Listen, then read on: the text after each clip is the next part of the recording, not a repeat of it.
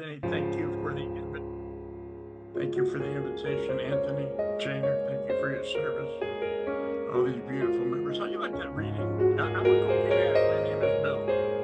It says, take a look around. I mean, I think that's an insult. They say, thank God we don't look like what we've been through. But I'll tell you what, I've been to some meetings where we look at worse than what we've been through. But that's okay. They have a hard time believing I'm 27, but I was rough out there, rough in the beach, right with the game. Good to see you, Magenta. And she got the same little guy who was on the other day with her. It's crazy. Crazy, crazy. All right, that's enough breaking all your anonymities. You're on tape now. Good thing I don't know your last name, so I put you all on blast. So, I saw in the flyer it says AANACA, it doesn't matter. This disease is not substance specific. I needed to learn that, and I didn't even read. I mean, I knew that I would say I was addicted to cocaine. It seemed like I couldn't get enough of it, but I didn't understand why. I don't know if any of you are ever on your way to go and get high and you got that irritable bowel syndrome going on where you don't know if you're going to throw up or pass gas, but something bad was happening physiologically. If you had that experience, I remember telling myself on the way, I said, this ain't going to be good because it was almost as if I was craving it before I put it inside of me. And what I did realize is the obsession of the mind was also working on my body. And once I put the first one in, it's like the end of the world was coming because I couldn't get enough to satisfy. I always had enough to start, but never enough to finish.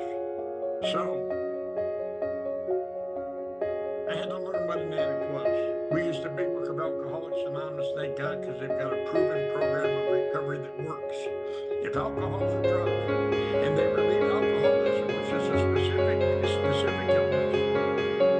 but it solves the problem for addiction to alcohol, then it has to solve the problem for addiction to cocaine.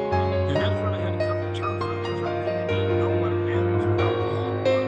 Well, what happens when you get clean as a result of something real tragic happening as a result of my last youth. And I would come into the rooms and I would put my life back together. It was always easy for me to get a job because I could interview well. I couldn't keep a job for long because here's what would happen. We were talking about it the other day. I heard my buddy Terry speak at a meeting.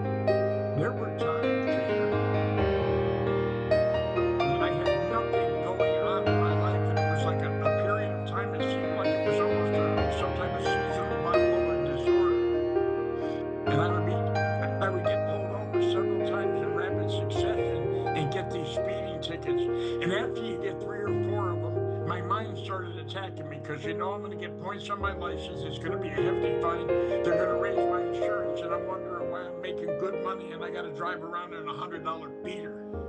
It's because I couldn't afford the insurance, and what I realized is those times when I got those speeding tickets, I was never in a hurry to get anywhere. And what I realized after finally figuring out what the hell I suffered from, that what it was alcoholism or drug addiction. It was not treated. See, my problem is not the dope. I already told you that. My problem is I can't get enough dope. I thought lack of money was my dilemma, but lack of power to say